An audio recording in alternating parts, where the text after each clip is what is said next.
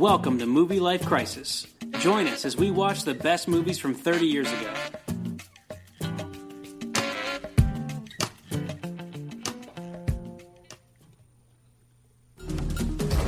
Who's Keyser Soze? 5 men must find a myth A spook story that criminals tell their kids at night.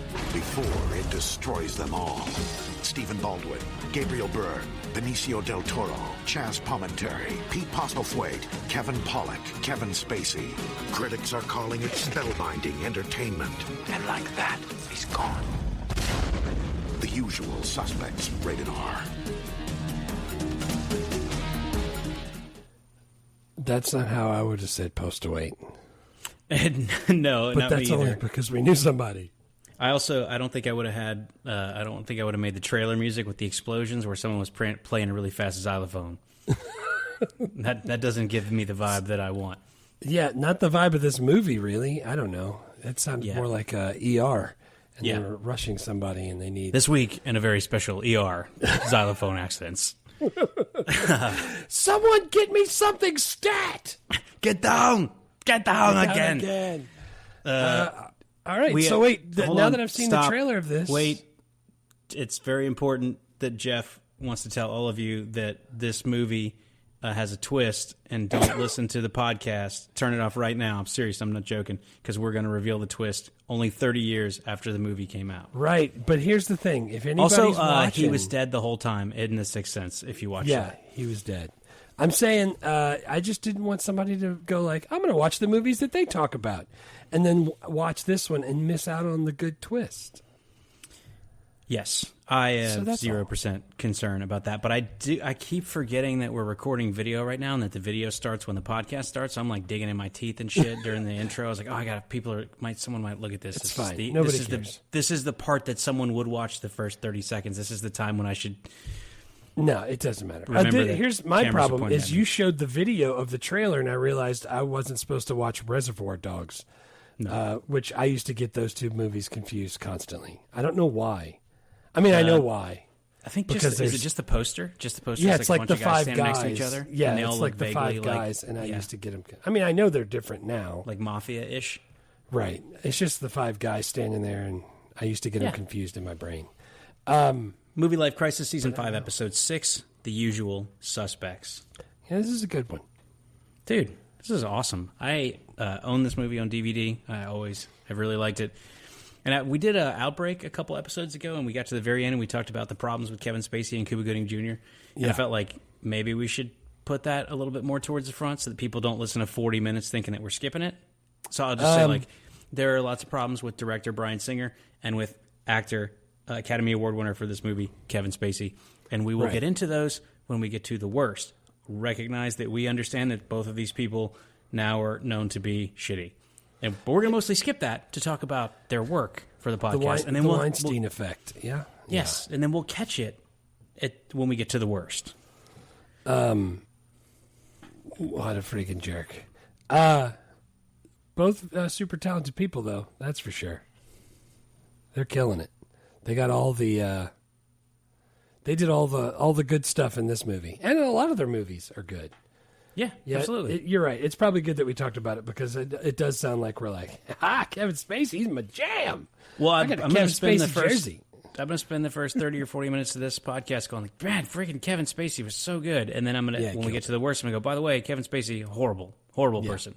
Very good at acting still. He's the best and also the worst. Right. Okay, so if you haven't already turned off the podcast because of that or because you don't want to hear the twist, welcome. We'll continue on with The Usual Suspects. Give us a synopsis. Without the twist or with the twist? I don't know how you're going to... We're going to talk about the twist, and we're going to also talk about the movie, which features many dirty words. So just be aware that those things might happen. Those are things... Yeah. A group of criminals forced into a heist by a legendary crime lord, Keyser Soze? Soze, right?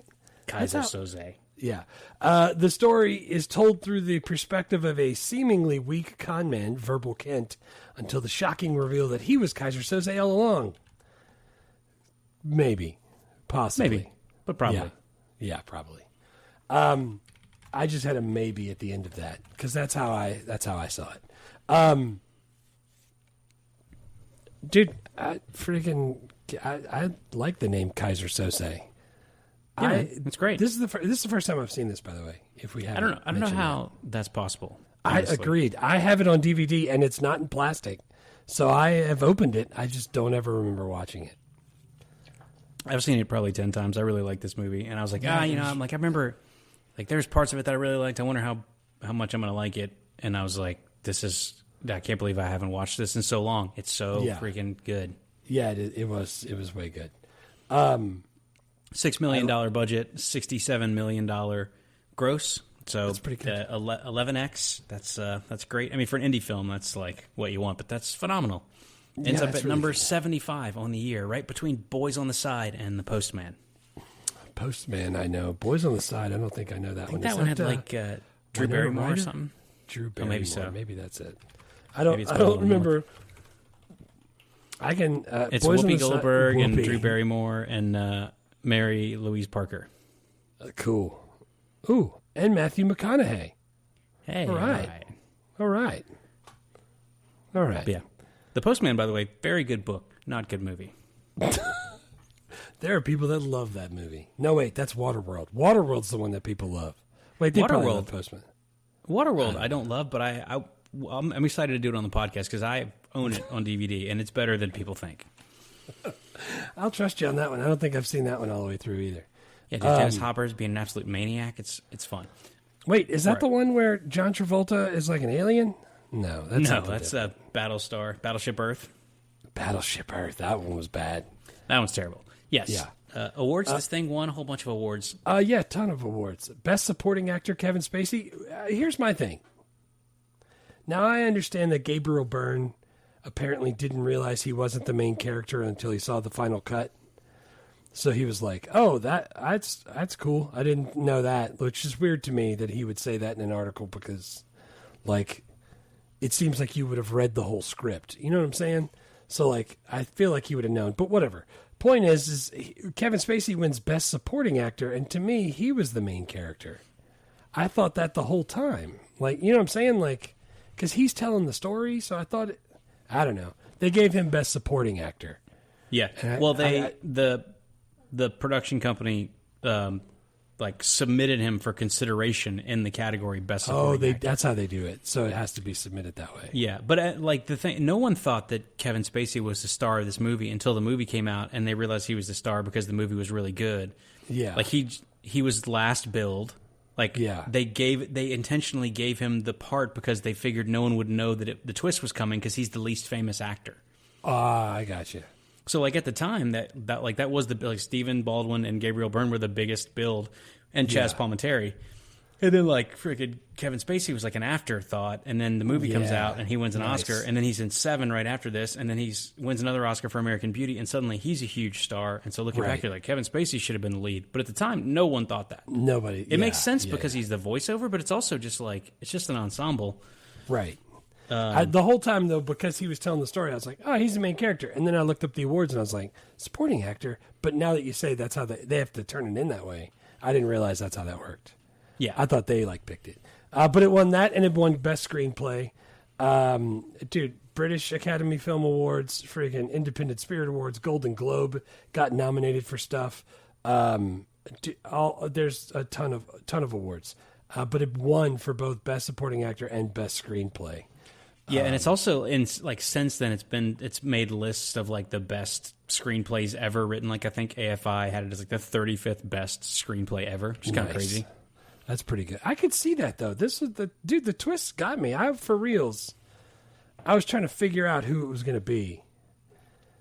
I liked it. I could see how it could win all the anything for screenplay. I could see how it could win that. Well, did you? Editing, I thought it was good. Since you hadn't seen this before, did you see the twist coming, or were you surprised? No, I was definitely surprised. I was like, "Wait, what the fuck?" And then we're going to talk about it in my best scenes, but as he starts looking over the freaking corkboard or whatever is behind the desk, and he sees all the things and the freaking name on the bottom of the cup, I was like, "What the." This is amazing. Who writes this? Yeah, dude. And then that's awesome. Yeah, Christopher McQuarrie. That's who writes it. And this is one for me that, like, you think some stuff, like, once you know the twist, it's like, oh, okay, I don't really need to.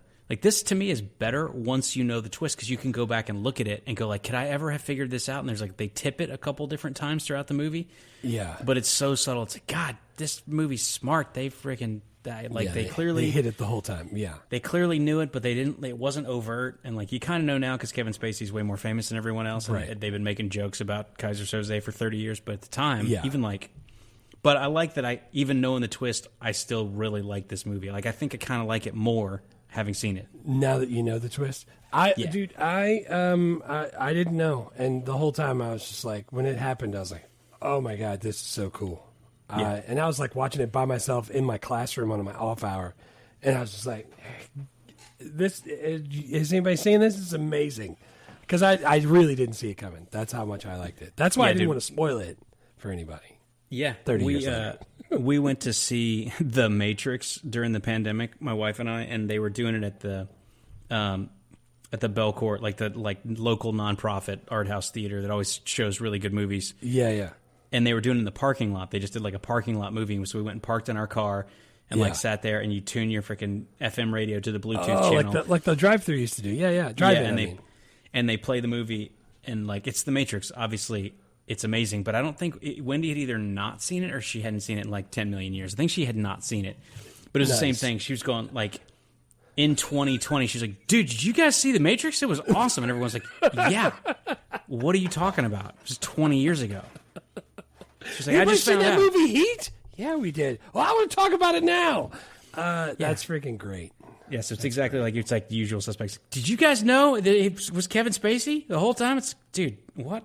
Dude, I don't know why I've never seen this, but the whole time I want to talk about it with people, but I was like, I'm just going to save it and I'll talk about it on the podcast. That's how it's lucky that you have the podcast, because that's how I feel about the music of Frozen, which I'm just now watching because my son is 3, and I'm like, I want someone to talk to me about the music of Frozen. I don't know if it's good or bad or why can I not stop singing it, but also I don't know that it's that good. Like, where can I have that conversation? It's 14 years after the movie came out. You can definitely have that conversation. Everybody knows the music from Frozen that has kids for sure. It's friggin'. I don't know if I'm elated or gassy, but I'm somewhere in that zone. Yeah. Dude, no sequels, no spinoffs. No. They it's been parodied a whole bunch. A million and times. I didn't realize what the parody. I guess I knew, but I didn't know the parodies that I had seen all those times. But no spinoffs, no sequels. Yeah, and I don't remember the first time I watched this, but I remember watching it a bunch, and I know I owned it on DVD, like in my 20s, in my DVD buying phase. Yeah. I've just seen it a bunch of times, and I don't, Dude, I had it on DVD. I don't even know why I don't remember ever watching it. Like, I know, I'd be acquiring stuff and not watching it or listening to it, but like, I don't know why I would have this and not watch it, and I don't think I did. Well, I went to college in Montana, and so I don't know. It just seemed like I had a lot of time to myself, and so I would just randomly just drive down to where the freaking video store was. I'd be like, I'm bored. I'm gonna go to Sam Goody's or whatever the hell the record store was there. Yeah, and I would just go buy a DVD, and I would just come back to my dorm and I would just watch it. And this was one of those because I just had like a huge collection, because I transferred, so everybody in there already had friends and stuff, so it's like I would see them at class and at practice, and like maybe on Saturday there's a party, but that still leaves 6 nights where I'm playing a lot of Xbox and watching a lot of movies. Right. So I would just go, I think I just went and purchased this because it was in my collection that I brought back with me from Montana. Dude, I definitely found it in my box too, but I don't remember ever watching it. The first time I saw it was a few days ago, HBO Max. It's wonderful. All right, how do you rate it? Dude, I love a twist, especially if I can't get it. I thought the acting was unbelievable. I gave it a 9.0. It's fantastic. Can't wait to watch it again. Yeah, it's. I'm excited to hear what you think on a rewatch now that you know the twist, because honestly, I think it's freaking even more fun. Well, that's the thing. Like, sometimes, oh shit, he's wearing the same clothes the whole time. Of course he's dead. He's been dead the whole time. Now I see. And right. The second time through of Fifth Element, not Fifth Element, what the hell's it called? Sixth Sense. Sixth Sense. 7 days in heaven, 8 days a week. Right. So the second time you watch Sixth Sense, it's a little like I can't watch it now. I don't think it's as good. No. Like I've seen it more than 2 times. The first time was fantastic. The second time was also good because I knew the twist and I was watching it. But I think this one would be good regardless. I thought it was. I also gave it a 9.0. I was Nice. like leaning even higher for a while because I was just like, dude, I forgot how much the middle. Because I remember the beginning. They get all thrown together in the lineup, like bring in the usual suspects, which is a line from Casablanca that they wanted to make the title of this movie, which is genius. Yeah. I remember that part, and then obviously I remember the end, the whole third act, they're shooting up the boat, and then like the interview. I remember all that, but I forgot all the middle. Yeah. I was like, dude, the middle's good too. This is awesome. Every single scene, I was like, this shit's. Like I kept thinking, like, oh, probably whenever it slows down, like I'm gonna pause it. I'm gonna go run to Costco and go do some stuff. I'll come back and finish it up later. And it never did let down. I was like, this thing is badass. Like, it was one thing after another, and they just kept making it to that. Like every time they would cut back to Kevin Spacey telling the story in the in the office, I was like, all right, so now they're going to talk for a bit, and so I'm like, oh, now I'll eat my lunch or whatever while I'm watching it. Like the whole time, I was just like, I couldn't even put the yogurt in my mouth. I just kept bringing it up there and setting it back down. I was just like, dude, it was really well acted and unbelievably written, and I really liked it a lot. I could see why it's one of the people's favorites, like even down, like you said, 11 times multipliers, big, but people still love it. It's like a hit still, so people still go back and watch it. Yeah, man, this one holds up really well if you can get past the Kevin Spacey and Bryan Singer part of it. I can do that for sure. I can't. I mean, I wish that those people were not involved in it, but I can't change that at this point. Right. Right. Like we talked about this, like R. Kelly got a timeout, but now that his victims are getting a piece of, like, that's back on the playlist for barbecues. Like I'm gonna take some time off from Kanye, but eventually I'm gonna have to go on with my life and put on College Dropout. I've taken some time away from Tom Cruise, but then he made Top Gun Maverick. I was like, all right, well he seems like he's trying hard. I can go. I could not ever watch a lot of these again and still be fine. But man, I don't know, man. I can separate them for stuff like this. I can watch it, and I probably want to watch it again. Yeah, dude, you definitely should. Truthfully, it's really fucking irritating to me that we have to have a conversation about can you separate the art from the artist like every third episode because so many people now are shitty. I liked when we didn't know they were shitty, although I guess it's better that we do know. But I was going to say, this to me is not a fun podcast topic. Like fuck Kevin Spacey, but he makes good movies, and we might still talk about those. I was like, don't fuck Kevin Spacey. He would love. No, that. I'm way too old to have to worry about that. I'm safe from him and Bryan Singer because I am a legal adult. Man. All right. Both 9s out of 10s. I think we both did Friday 9 out of 10 too. We're friggin' just a couple back-to-back bangers. Yeah, there's a lot of good movies. All right, dude. Top 3 scenes. What's your first scene? All right, so my favorite scene is the one I already talked about, the big reveal. He drops the coffee. It's in slow motion. It crashes to the ground, and he's replaying the parts. This is Chazz Palminteri. He is replaying the parts in his head that Kevin Spacey was saying, and as he's doing it, he's seeing the pages on the corkboard behind Clueless's dad. Like, get out of my chair. What's that guy's name? Yes. God, I love that dad. I like that guy. Jeffrey something in the movie. His name was Dan. His name's Dan. Dan. Yeah, Dan Hedaya. Hedaya, there you go. Like so that. it's behind his desk, and he's seeing all of these different words and names that he got told in this story by Kevin Spacey. Dude, great! One of the freaking greatest twists in movie history. It's got to be. Yeah, it's all from the corkboard, dude. All the names that he's making up. Like I was in a barbershop quartet in Skokie, Illinois, and the maker of the freaking corkboard is Quartet out of Skokie, Illinois. Out of Skokie, yeah. And then Kobayashi is the attorney, and the bottom of his coffee cup says Kobayashi. And if you watch early on in the interview scenes, which I was this time, you can see there's a shot from like over Chazz Palminteri's shoulder down at Kevin Spacey. And you can see in the shot that he raises the coffee cup, and Kevin Spacey's looking right at the bottom of it. Oh man, freaking brilliant! It's for real. Great. This whole twist at the end, jaw-dropping reveal for me. I freaking loved it. Yeah. How he's just slowly unpacking it and realizes the twist. That's great. That ending is incredible. It's the surprising part to me was that the movie up to the ending is like just as Still, good. still I was good. like, Yeah. I was like, maybe it's just that one like amazing scene. It's like, no, the whole thing's actually pretty badass.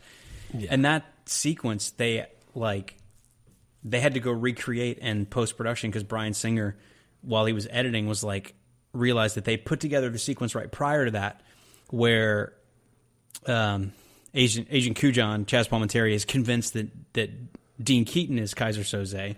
Right. And, it's like the quick cuts. He's like flashing back and like he's yelling and like it's jumping around. Like they built that sequence of Dean Keaton being Keyser Soze, but they didn't have the same like sequence that Verbal Kent was Keyser Soze. So they had to go back and recreate that for that very tail end where it's like the freaking shots of the corkboard and he's walking away and he's like stopping to limp. He pulls out his lighter, like all that stuff. Then he starts walking regular and stretches out his hand, dude. Yeah, dude. He pulls a cigarette out with his like fake crippled hand. So good.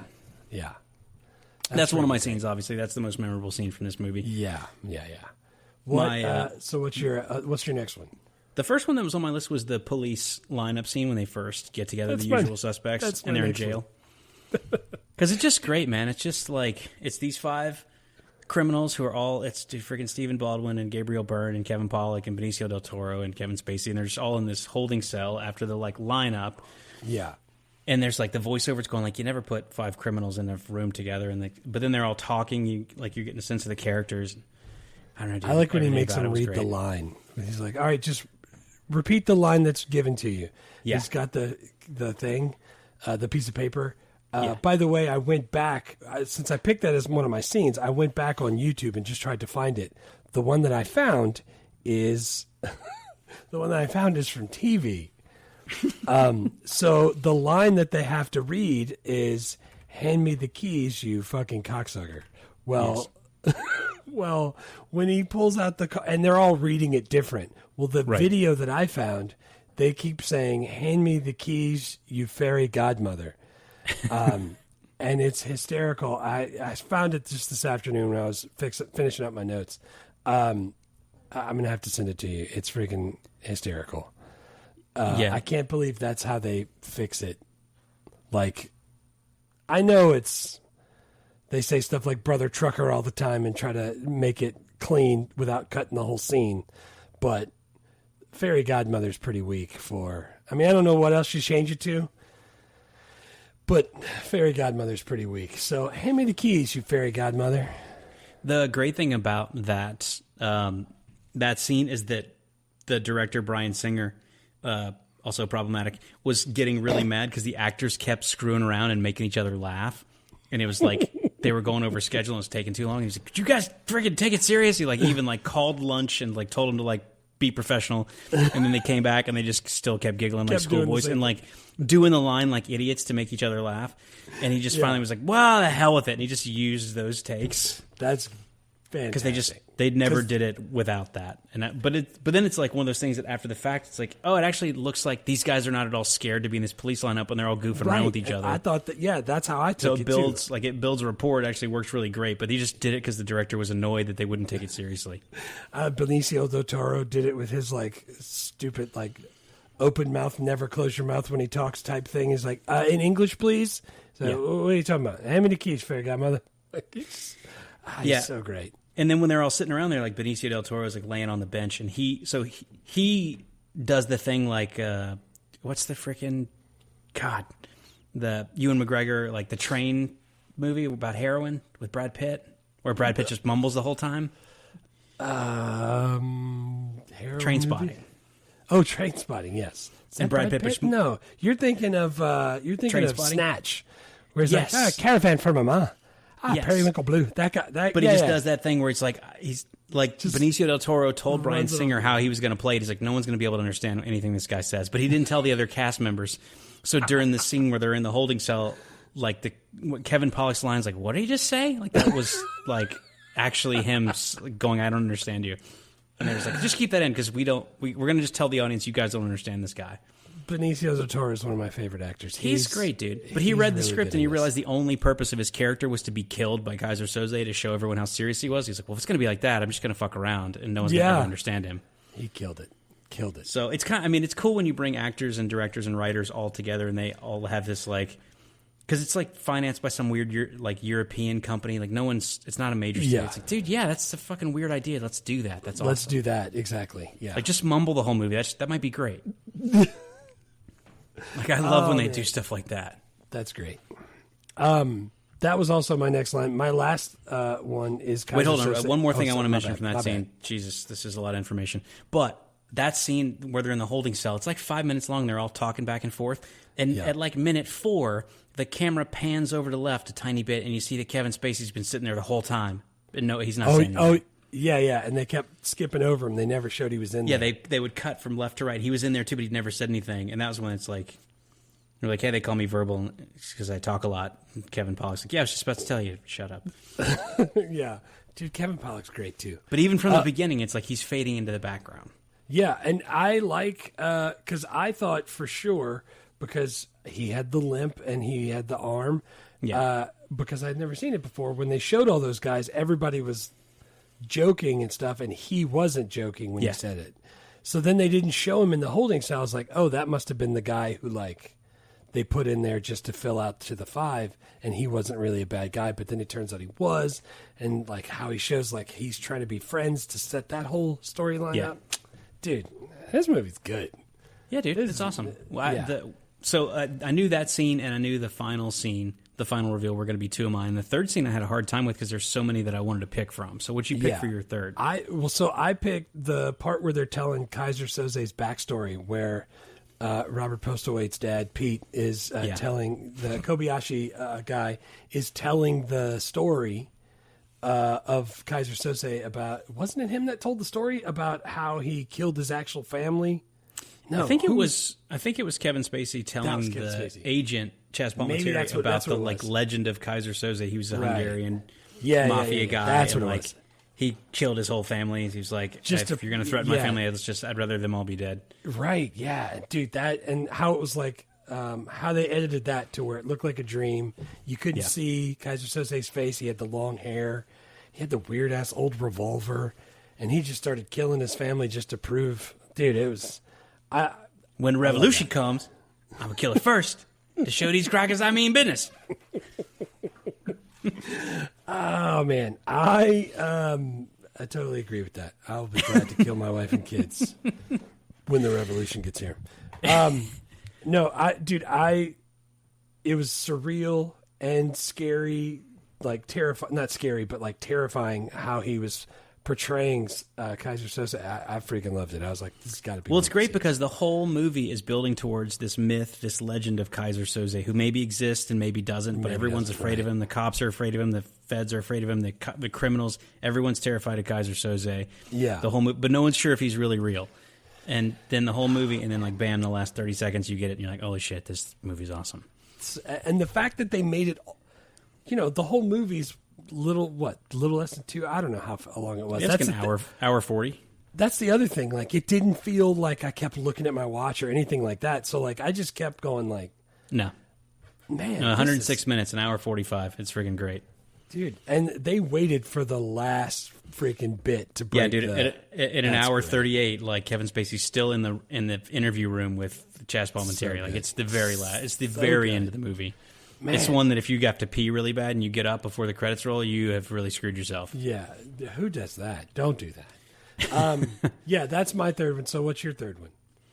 My third one I had a hard time picking because I had the whole middle of the movie to pick from. I ended up picking when Kobayashi meets all 5 of them in the like pool room. They're like trying to figure out what they're going to do. They go out to L.A. after their like New York taxi cab policeman heist, which is also amazing. Right. They do some jobs out there for the fence. Yeah. And then he comes in as the representative of Keyser Soze, and he goes through every single one of them, and he's like, you 6 years ago, like stole a load of steel that was going to be burned down, and it was going to really fall off the truck, and then Keyser Soze was going to ship that over to make a nuclear bomb in Pakistan. Right. And so he's like, every one of them had done some crime they didn't know indirectly affected Keyser Soze. Like, all of you have stolen from Keyser Soze, and the fact that you didn't know that you did this is the only reason that you're still alive. But now you owe him, and here's what he wants you to do. Yeah, that was fantastic. And then he gave them the briefcase, and they opened it up, and they all had the envelopes, and they had everything in there. Yeah, dude, Stephen Ball was like, this is everything I've ever done since I was a teenager. Oh, man. Yeah, that was a good scene. Dude, so wait, like, when you said they did the stuff for the fence, that's the Peter Green guy, the blonde-haired Peter guy. Green, that's the guy for the villain from The Mask, which we did last year. Yeah. So, like, is he a real person? Was that part of the story real? Like, we don't know, right? We don't know, because Verbal is the narrator. on the board, right? Isn't his name Redfoot? Yeah. Yes, because Kevin Spacey, Verbal Kint, is the narrator. We don't know how much of the middle of the movie is entirely fabricated, but we know stuff like that. Like, he said the fence's name was Redfoot, and Redfoot is a name he got from the whiteboard in the police office. Yeah. So it's like, that might have been totally made up. That's freaking great. Yeah, dude, it's awesome. And and no one has ever answered some question, like Bryan Singer, Christopher McQuarrie, Kevin Spacey. None of them have ever answered questions about stuff like that, because they're all going like, hey, man, I don't know. I don't know, maybe. You just got to ask. Like, I love that 30 years later, people are still going like, but for real, was that? It's like, I don't know. No, for real. But seriously, tell me. That's freaking great. That's Johnson, who told you to get suspended? Johnson. I don't know why you said that. One little pinky get blown off. Everybody tripping. Yeah, good one. What about quotes? My first quote, which I didn't know was from this movie. Yeah. The greatest trick the devil ever pulled was convincing the world he didn't exist. Is that from this movie? It's originally from it's from a writer from like the 1800s, but I think like from pop culture, it's from this movie. That's where people know it. Yeah. And I didn't know. I'm like, I wonder if they came up with this, or if that's like a thing from a writer from a different time. Like, I didn't know if that was a thing or not. Dude, it's friggin' fantastic. That was how he. You're right. It's a staple in pop culture. I hear it all the time. It transcends this movie because I didn't even know it was from that. It's just fantastic. I got that as my first quote. That's the most memorable quote from this movie. Yeah. I feel like I had to include that one. Yeah. And my second quote, I just wanted there was a bunch of funny lines in this movie but one of the ones that I caught early on that I really liked was when the police were in the very beginning were interrogating him in New York, and they were interrogating Kevin Pollak. Yeah. And all the cops, and you just see each of them, like, it's Stephen Baldwin, and it's Benicio Del Toro, and it's Kevin Pollak, and it's Gabriel Bryne. You don't ever see him interrogate Kevin Spacey, but you see him interrogate all the other people. Right. And Kevin Pollak, the cops are like, I can put you in Queens on the night of the hijacking. And Kevin Pollak, in freaking perfect Kevin Pollak sarcastic fashion, goes, really? He's like, I live in Queens. You put that together yourself, Einstein? What, do you got a team of monkeys working around the clock on this?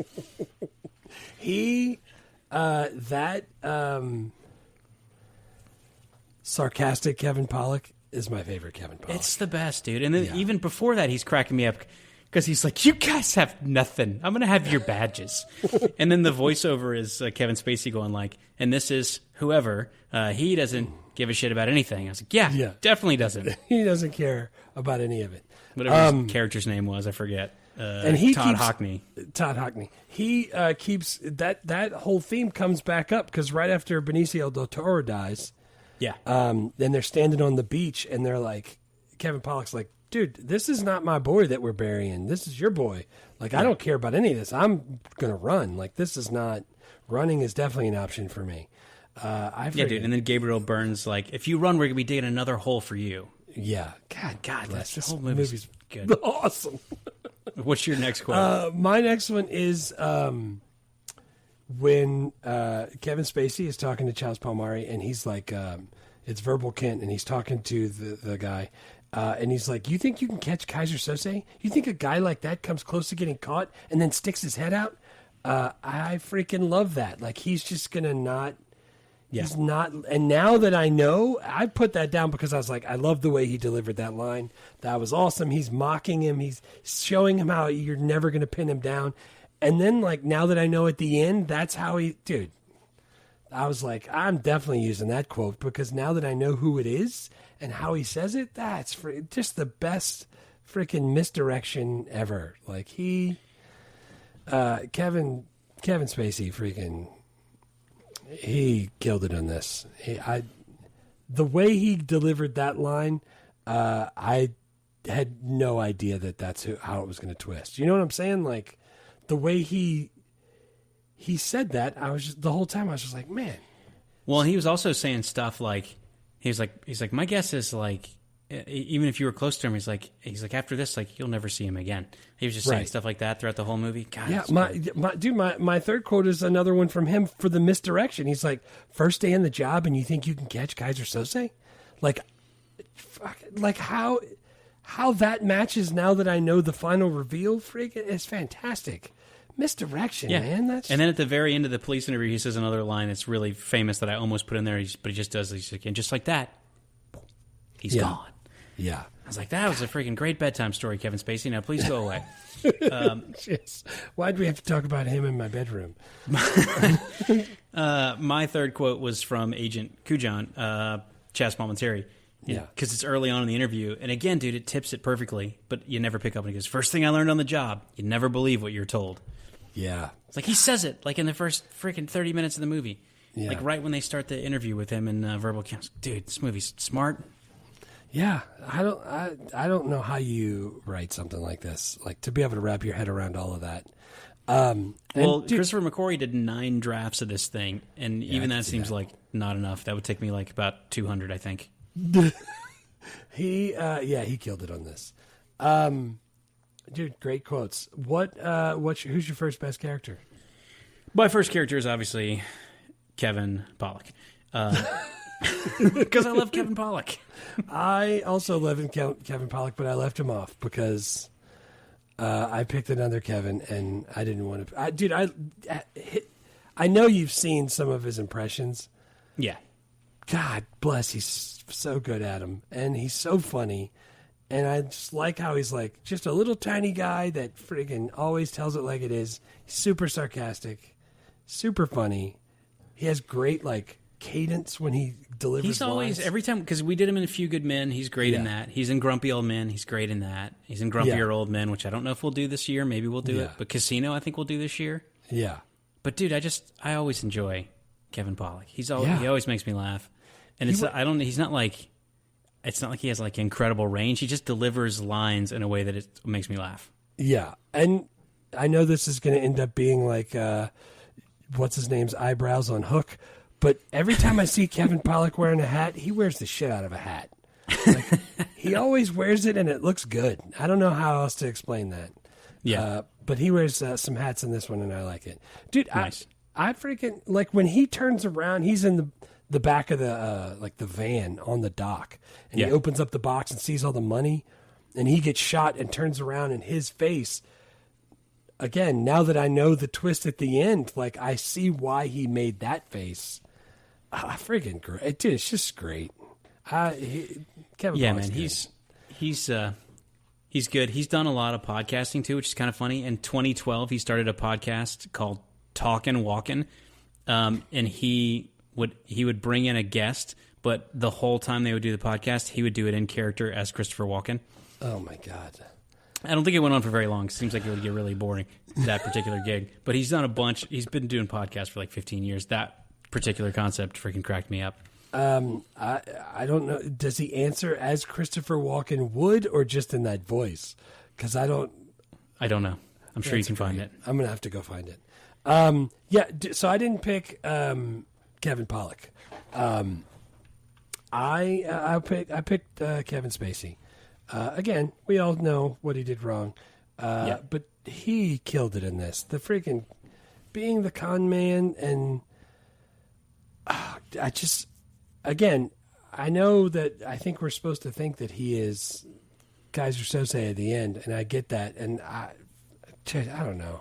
It's so good. I liked everything about it. The freaking limp, he's awesome. The arm, the whole thing. And he was he talked to like doctors and stuff about if you have cerebral palsy, like what sorts of tics might you have, so they could develop all the characterization like stuff. Even when he opened the envelope on that scene that we were talking about, when they opened that briefcase and everybody had an envelope, he opened the envelope with his one hand, and then grabbed the bottom of the envelope with his mouth and pulled it open. God, like taking it to that.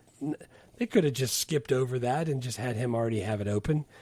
but they went that far to really Yeah, dude, sell they're doing it, a bunch of and stuff that's like that, great. and they tip it a little bit because they tell you like after the police police taxi heist in New York, all the other cons that he's working with, all the other usual suspects are going, Verbal Kent, man with the plan. Yeah. Like, he's literally the man with the plan in the early part of the movie, and he tells you that what he had been in prison for was for con artist stuff. Like he's a con artist, he's the man with the plan. Like they're tipping it that he's more than meets the eye, but dude, it's still so hard to even when you rewatch even knowing it, you're gonna have a hard time. Like, dude, I wouldn't bet my life on it. Like I can kind of see it, but they're playing it so open.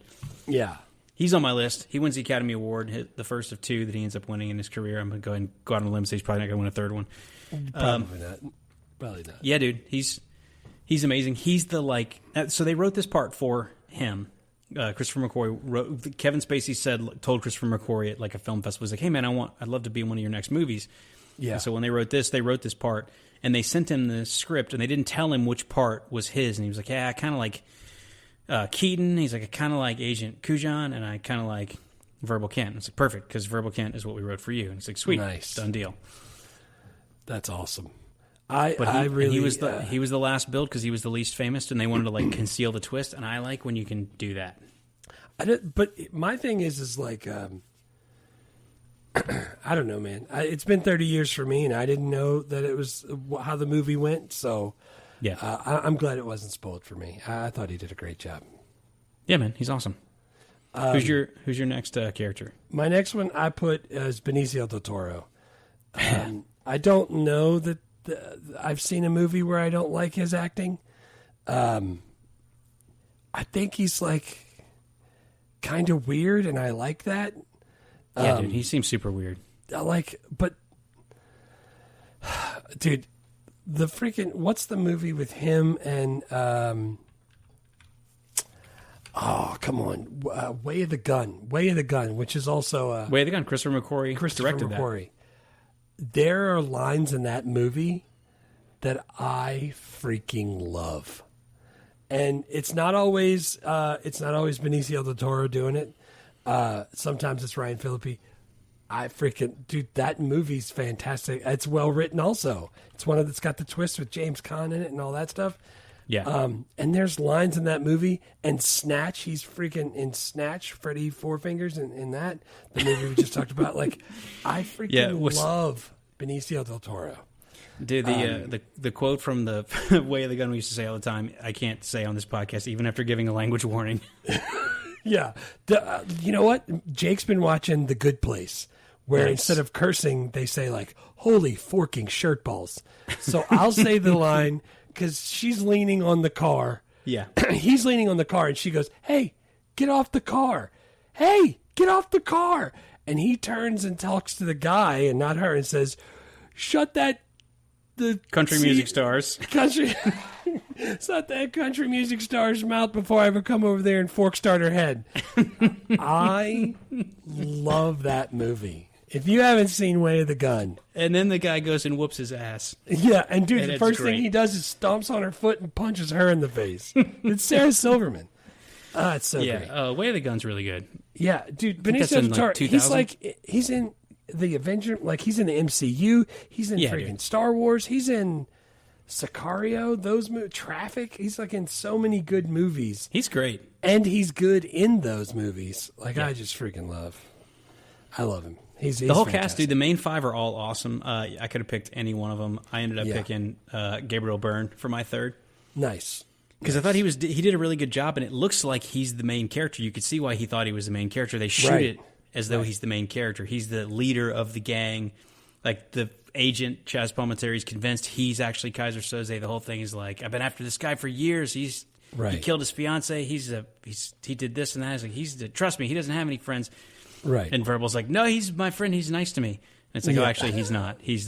You're the mastermind. He was the puppet. Yeah, freaking misdirection. Yeah. But he did a good job. I like Gabriel Bryne. He does. And I like even though him I feel like actor. Even though I feel like he's great value Al Pacino, I always like when he's in movies. He's not. There was a part of the movie where they said something about he's like the devil himself, and I thought they were talking about him, And the whole time I'm like, wait a second, I saw a movie where he's like the devil. What's the movie with Devil's Advocate? No, that's Al Pacino. That's actually Al Pacino. That's what I'm saying. No. Is this dude? He's from like London or something? No, he's not British. He's Irish. You can hear parts of his accent even in this movie. Yeah. There's a movie though with him. I think it's got Arnold Schwarzenegger in it, where he plays the devil, or he plays like a bad guy like that. Is it End of Days? End of Day. Is he in that? Yeah, he is. Yeah, I think he plays Satan in that movie. Yeah, he does. He plays the Satan. devil. Yeah. So when they said that, I was like, huh, I like that. What? Gabriel Bryne with the... I like that. Dude, he's a great actor. He is. He's really good. I feel bad because when I see him and Stephen Baldwin in this movie, my first thought immediately is like, those weren't the first choices. Yeah. I don't think anyone ever cast Stephen Baldwin being like, it's perfect. This is all we wanted was Stephen Baldwin to play this part. I feel like Stephen Baldwin is always the fourth offer. And it's not fair to Stephen Baldwin because I like him and he was good in this movie. It's definitely not fair to Gabriel Byrne because he's really good. But I'm like, I don't think they wanted him. I don't even think Stephen Baldwin is the first Baldwin you pick, is it? Like, no, of course not. Yeah. I guess honestly, not his fault. He has some really good brothers at acting. I mean, both of those guys have like freaking 70 movie credits. Like, they've done way more with their lives than I have done with mine. Right. But that is my thoughts. Like, that wasn't the first choice when I see him on the poster. When they zoomed in on him a couple of times, all I could see was him going like this and Pauly Shore running with an encyclopedia and hitting him on the head on Biodome. Like, that's all I could picture was him on Biodome playing Doyle. Gabriel Byrne, number 17 on the Irish Times list of Ireland's greatest film actors from the year 2020. I knew he was Irish. In 2009, The Guardian named him one of the best actors never to have received an Academy Award nomination. But when I look at his like filmography, it's all weird shit, dude. It's all like, but some people, it's like, hey, we're gonna do a movie version of Hamlet, and it's like he's wearing a codpiece. It's all shit like that. I like it. Yeah, dude, that's what I'm saying. Like, he's awesome, but I just don't think if most of the stuff he made, I was like, I don't think I need to see that. Yeah, no, I agreed. There's some of it I haven't seen. I do like him, and when I see him in movies, I'm always like, huh, I like this guy. I thought he was really good in this. I enjoyed it. Yeah. But who's your character? My third one is Dave Cujo and Chazz Palminteri. Chazz Palminteri, dude, he's great. Love that guy. He's really good, dude. When we missed out doing Oscar back in the beginning in 1991 with Sylvester Stallone, because he's in that and he freaking kills it in that. He's super funny. He's in Analyze This and Analyze That. Yeah. I freaking love. I love him. He played this really well.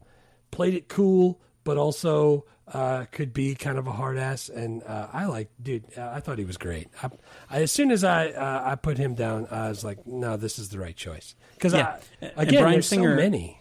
Bryan Singer wanted Chazz Palminteri for this part, but he wasn't available when they were getting ready to shoot it, and so they offered the role to Christopher Walken and to Robert De Niro. They both turned it down. Nice. And they even had Al Pacino come and read for it, and Pacino said he didn't do it because he had just got done playing a cop in Heat, and he has since said it's probably the role he most regrets turning down. That's crazy. And then Palminteri became available, but only for a week, so they shot all of his scenes with Kevin Spacey in like 5 days. 1 week? That's crazy. Since Christopher Walken turned it down, they could have just got Kevin Pollak to do it. As Christopher Walken.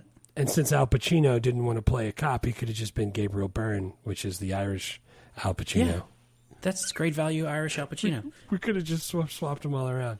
But look at the cast list, man. Dude, there's none of these dudes are like legitimate like movie stars. I mean, Kevin Spacey, I guess, became a star after this, but they're all really good.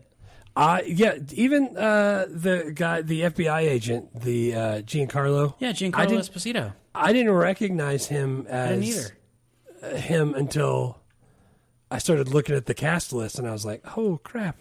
I don't recognize him without like gray hair and freaking glasses on. And now it's like Breaking Bad and freaking Better Call Saul, and like he's the villain in the new Captain America movie. I think he was also in one of the Star Wars shows, right? He's sure. I'm so far behind on my Star Wars shows. I know. Dude, that's what I'm saying. Like, I recognized him as being a good actor at what he was doing, But the whole time I didn't realize that was him. Because he's so young. The great cast. It's a great cast. Yeah, and it's really good. Giancarlo Esposito is kind of weird because he was like, he's 66 now, so he's 36 when this comes out. But he really didn't like. I mean, he was doing stuff, but he declared bankruptcy and like thought about committing suicide, and he was like, almost 50, and then he got Breaking Bad, and now he's bigger than he ever was his whole career now, from 50 to 66. Memes. He's doing he's great. He's everything. He's everywhere. Yeah, dude, he was in Mandalorian. Oh, nice. Moff Gideon. Oh, yeah, I do remember that. So like, dude, he's in the MCU, he's in the Star Wars universe, he's in Breaking Bad. This dude's done a bunch of shit. Yeah, that's good stuff. Great cast. What writer director? Stuff. What about? Do we want to talk about Bryan Singer? Yeah, Bryan Singer's the director. He is also the producer, and I think he was the one. I feel like I think he and Christopher McQuarrie had maybe worked on this together. He didn't get a story by credit. Christopher McQuarrie got all the credits, but he kept making McQuarrie rewrite the script until he got it to where he wanted it. So I think it was clearly a project they worked on together. Yeah. And like, he was the one who wanted to name it The Usual Suspects from Casablanca. Right. So I think he was pretty heavily involved in the development too. And then he's the director. He's the guy who directs the first real superhero movies, the X-Men, the original X-Men movies. Yeah. And Superman Returns. Returns. He's both the DC and Marvel universe. Yeah, and then he also did. I don't think I ever saw this, but he did a movie in 1998 called Apt Pupil, which is based on a Stephen King novella. Yeah, dude, that movie was good. That was him? I don't remember seeing it. Yeah, that was him. But that I just reread that story like last year, and it's freaking terrifying. Yeah, dude, that's got Ian McKellen in it. That's a freaking fantastic movie. But Singer also directed Bohemian Rhapsody, and then like they took his name off of it because they weren't going to win any awards if he had his name on it. Yeah, because of the Weinstein effect. And he did Valkyrie in 2008, which was written by Christopher McQuarrie. That's the Tom Cruise Nazi movie. Yeah, where he's trying to kill Hitler. Dude, good shit. That guy makes good stuff. Yeah, dude. Except for him being a horrible person, was pretty good at his job. Yes. What about McQuarrie, the writer? He the thing I knew him from is Mission Impossible movies. Yeah. Dude. So he wrote Usual Suspects, Way of the Gun, Valkyrie. He wrote the original Jack Reacher with Tom Cruise. But then he also wrote like Edge of Tomorrow, which is maybe one of my favorite Tom Cruise movies that isn't like Top Gun. I was going to say that's one of my favorite Tom Cruise movies. Period. I think it might be my single favorite Tom Cruise movie that isn't Top Gun. I have to go back because Cocktail's obviously in there. He does a lot of stuff with Tom Cruise, I'm noticing. But like, dude, he wrote Top Gun Maverick. He's written like 6 Mission Impossibles. He's written 2 Jack Reachers. He did The Mummies, The Edge of Tomorrow, Jack Reacher, which again I didn't realize because I hadn't read the Jack Reachers until we talked about it after the first Tom Cruise movie came out, and you were like, dude, in the books, Jack Reacher's huge, and he's like imposing. And as soon as he walks in, everybody gets worried. And you have Tom Cruise walking in? What the hell is this? So then I went back and read some of those books. I like those books. I was very mad about that casting, even though Tom Cruise produced it. So I know. That's what made me go read the book. Dude, I freaking... And he's got a uncredited writing work on Batman and Robin that we're probably going to maybe do. We're probably going to do that. I think he probably was happy to not be credited on that. Oh, man. Dude, the other thing about Christopher McQuarrie is when he wrote this movie, he was 26.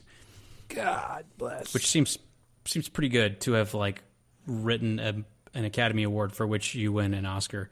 Like, that's pretty good. I'm 45 and I've not accomplished anything nearly as impressive as that. And probably I'm not gonna.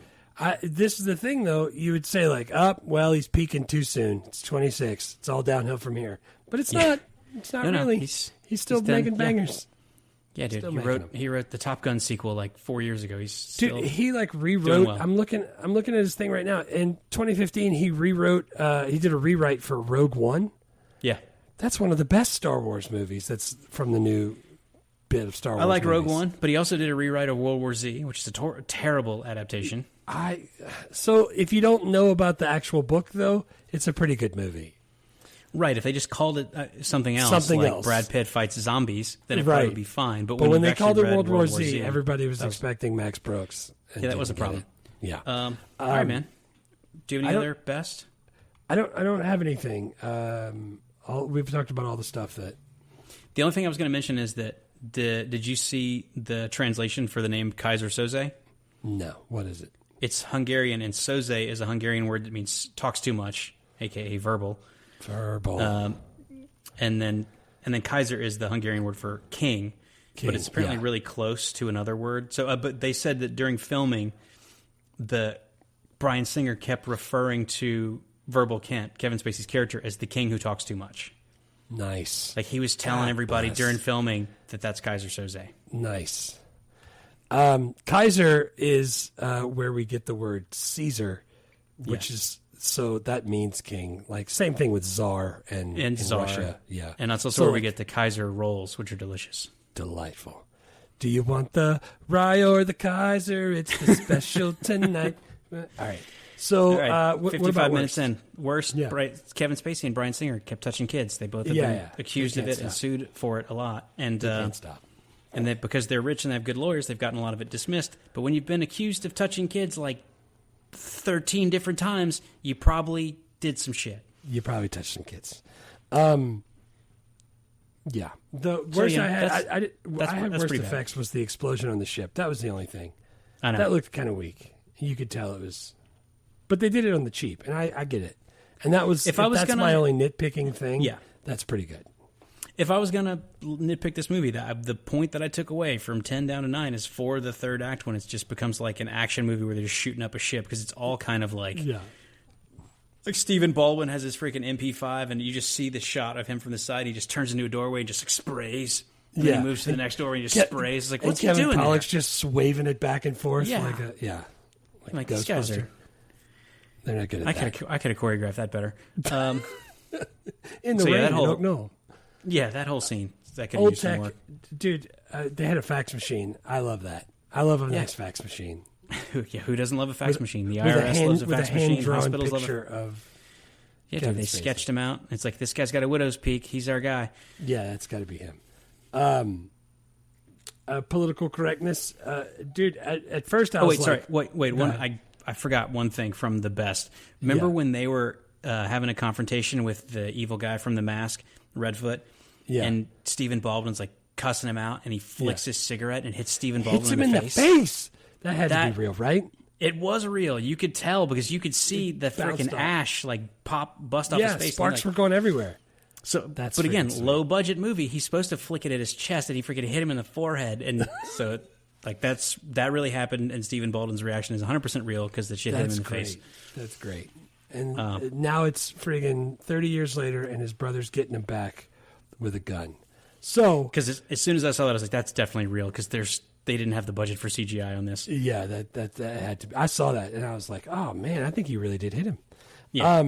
Dude, for political correctness, I was putting in there like, hey, maybe I know it was all part of it to talk about Verbal Kent's like disability, and kept talking about him being weak and all of that, but that was all part of the deception. So Yeah. I didn't. I put it on there, but that was by the time I got to the end, I was like, oh wait, he was didn't letting him actually do that. have he didn't actually have cerebral palsy, but they like the policeman Chazz Palminteri was saying like, yeah, you're a gimp, you're a cripple, you're weak. That's why nobody Right. likes you. I was like, dude, this guy's being really mean. Yeah, Turns out that's he was why I faking put it, it but in there. still, he didn't know Then in that. the last 30 seconds, I was like, well, got to erase this one. Yeah, So- he's actually fine. Yeah, He was the mastermind all along, turns out. Yeah, King Tucker. All right, 5 questions.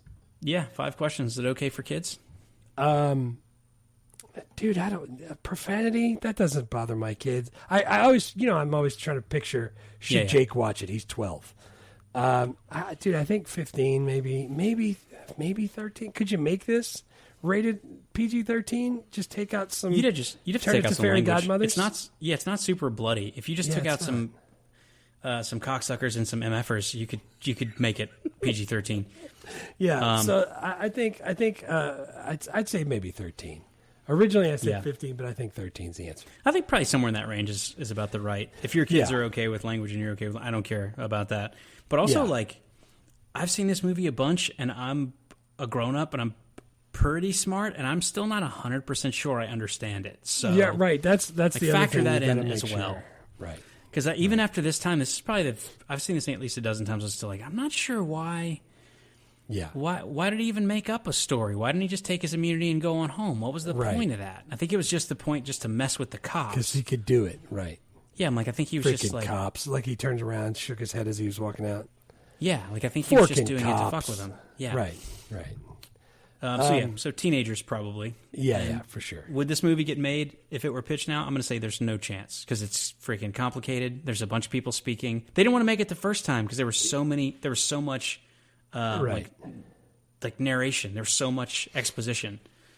So the whole time I'm picturing it like a TV show like Fargo or True Detective or something like that. Yeah, where Prestige it keeps, TV. Right. But like, those are very niche markets. You can't get the students I have to watch a show. Like, remember we talked about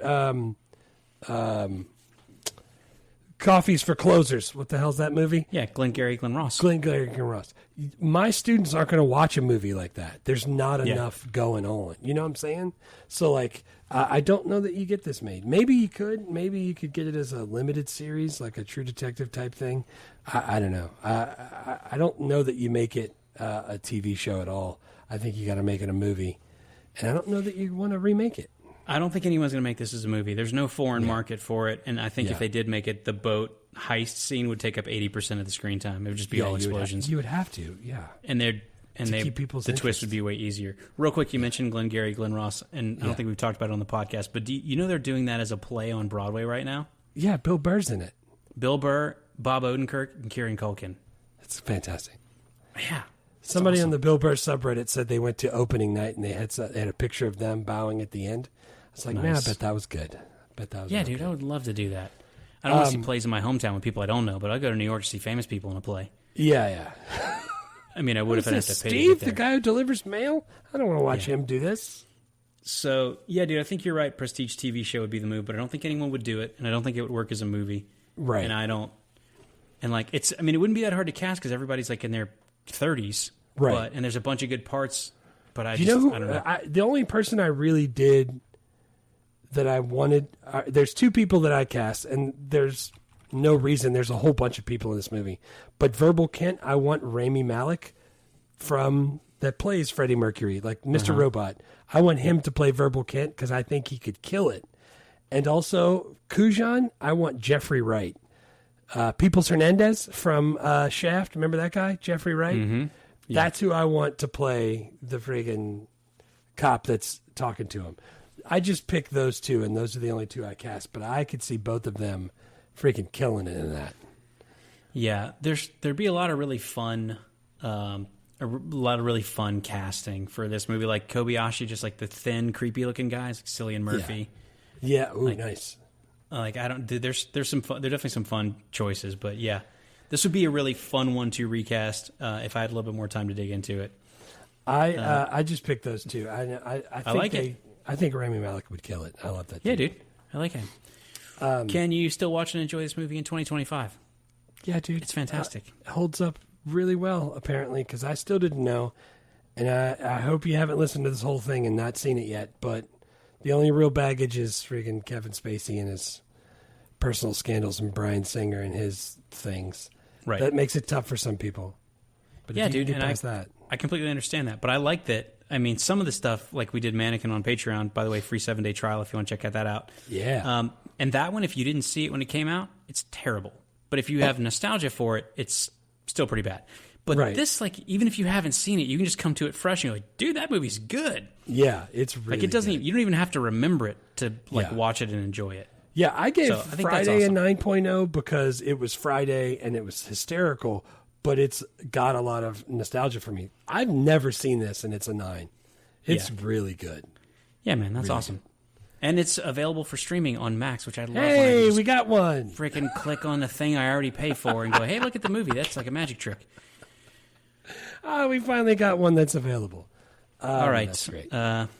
Thank you guys for listening. Check out our Patreon for 1987 movies. We should have another one of those coming up pretty quick. I think we said maybe, I think we're going to do Spaceballs. Spaceballs next on Patreon. Movie. Spaceballs the Lunchbox. Yep. You can do a free 7-day trial there.